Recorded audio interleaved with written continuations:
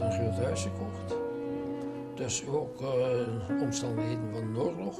Iemand die zegt, ja, zeg maar het al kapot schieten hier. Die verhalen van de lezer had.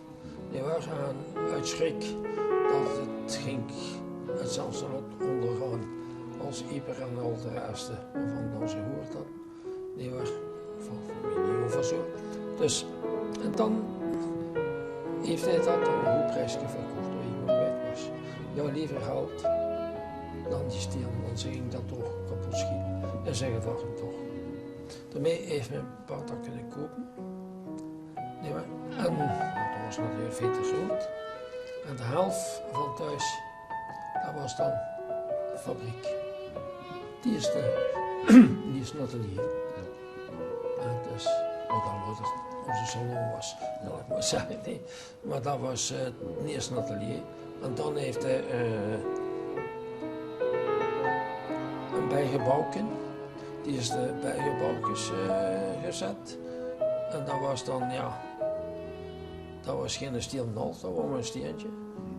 Nee waar. En dat was, het moest gekeken worden tot ons. De frank was niet frank. En zo is dat uitgebreid.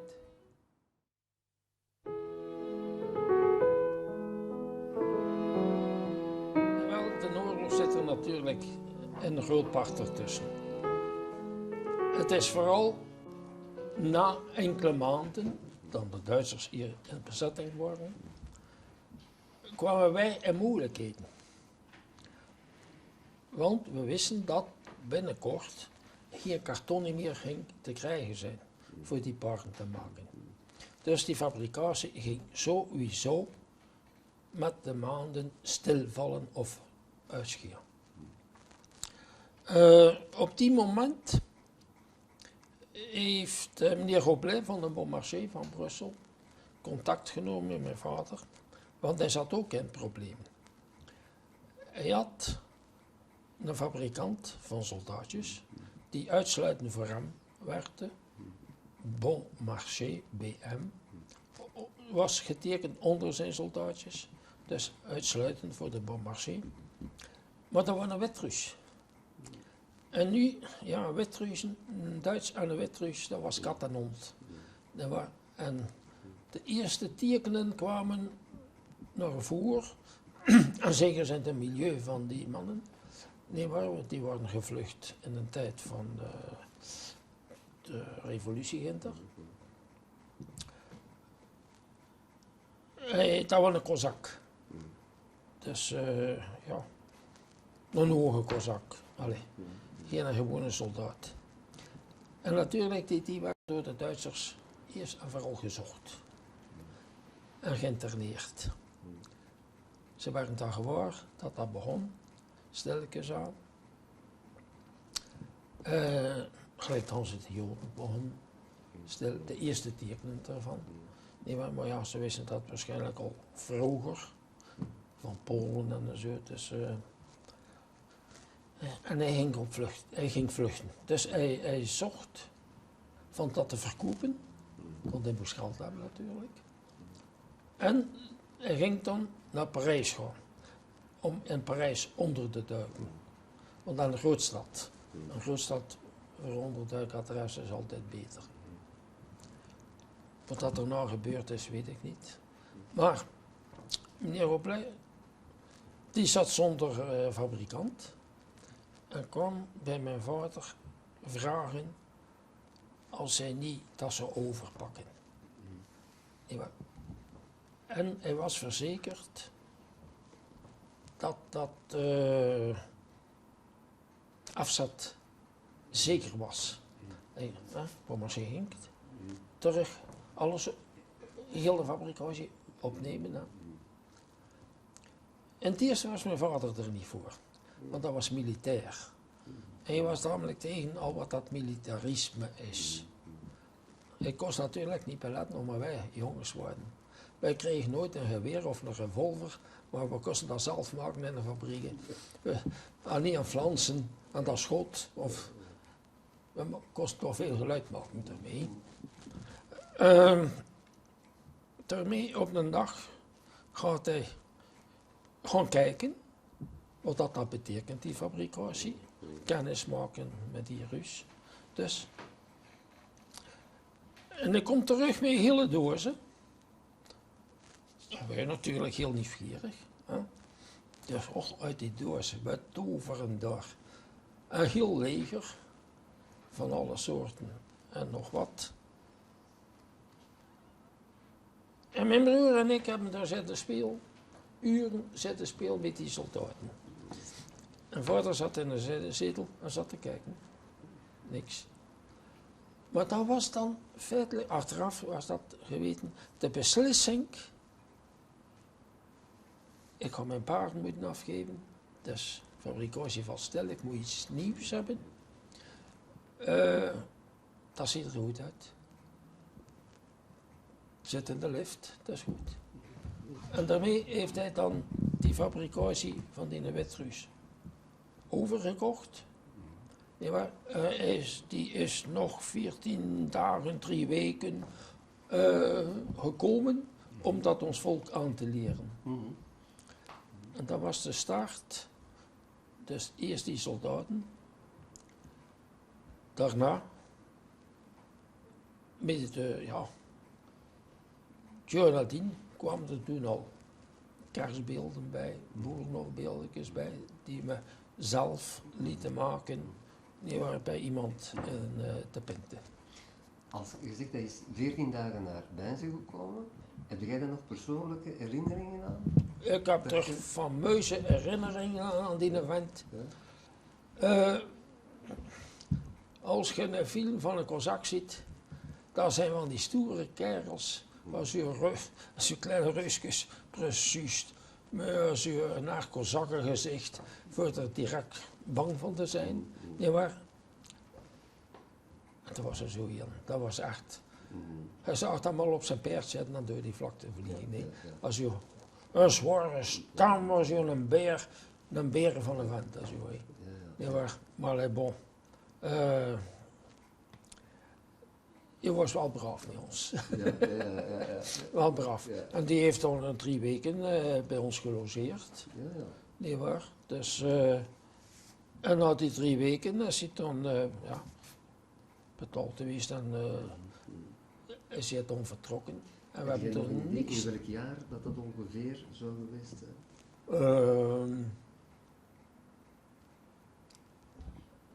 Eind het 40, begin 41.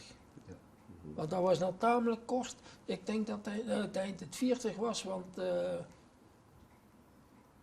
was al tamelijk donker. Vroeg donker, zal ik maar zeggen. En een keer dan de Duitsers hier enkele maanden zaten, kwam er nogal licht een verbod. En de rationeringen van dit en van dat. Dus. En dat was rond de wintermaanden.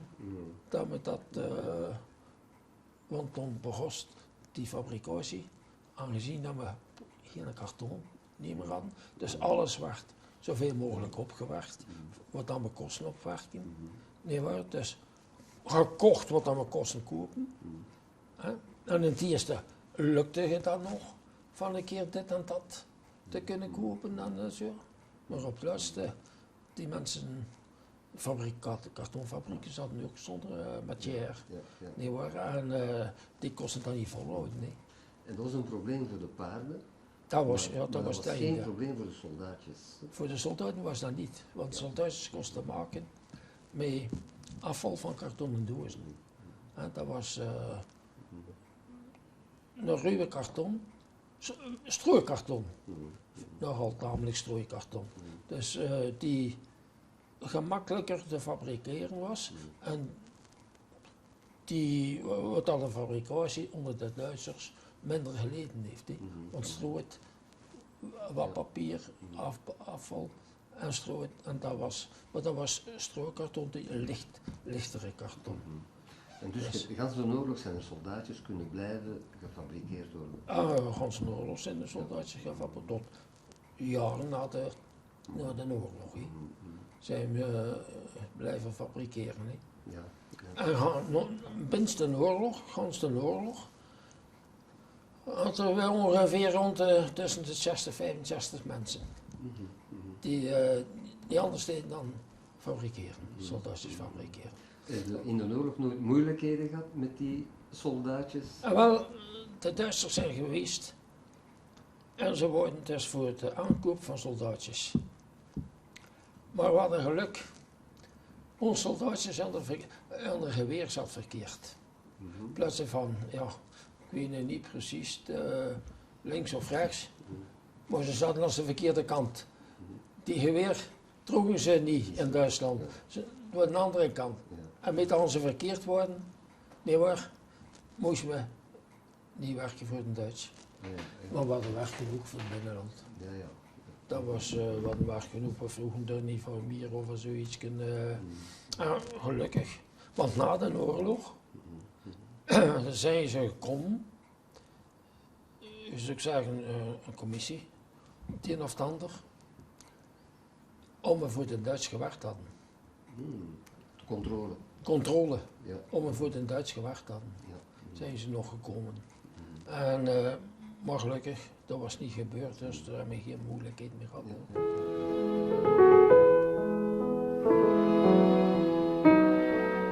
En van de jaarbeurzen waren voor ons zeer belangrijk, want die gingen de laatste week van april, de eerste weken van mei, in Brussel door. Hè? Dus toen was dat in Centenaire, was dat al. En wij hadden toen op de jaarbeurs bijna al als order dat we opschreven en tegen een tijd de helft van ons fabriek was. Dus na de jaarbeurs, ja, kosten we direct opmaken wat ongeveer gevraagd was. Kost je zoveel erbij doen, dat waarschijnlijk ging verkopen. Ja, maar, en je kost begin een volkant weggeven. Je wist een uitkomst al. Wat dat verkocht, wat dat gevraagd was, dat is aan de kant dat we moesten evolueren. Dus,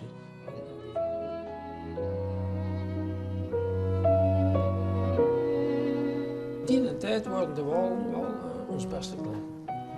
We hadden wel stevige grote klanten, want toen was dat nog koloniaal dus.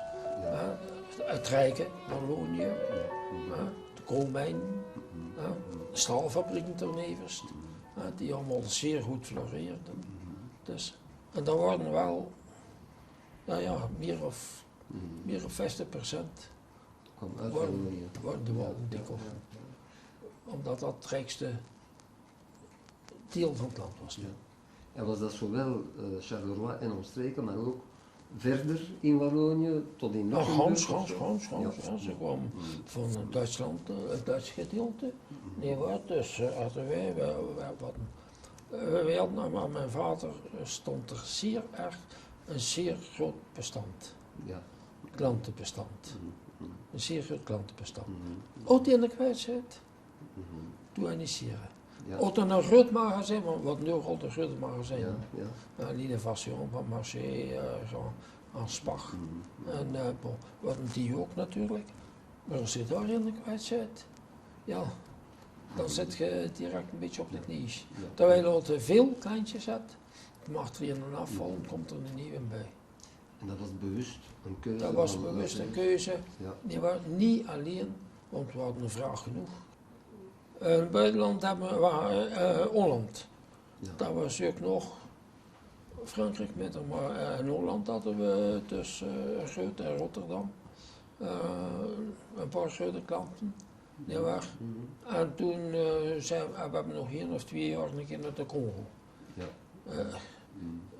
Leopoldstad hebben we daar ook nog een keer verzonnen.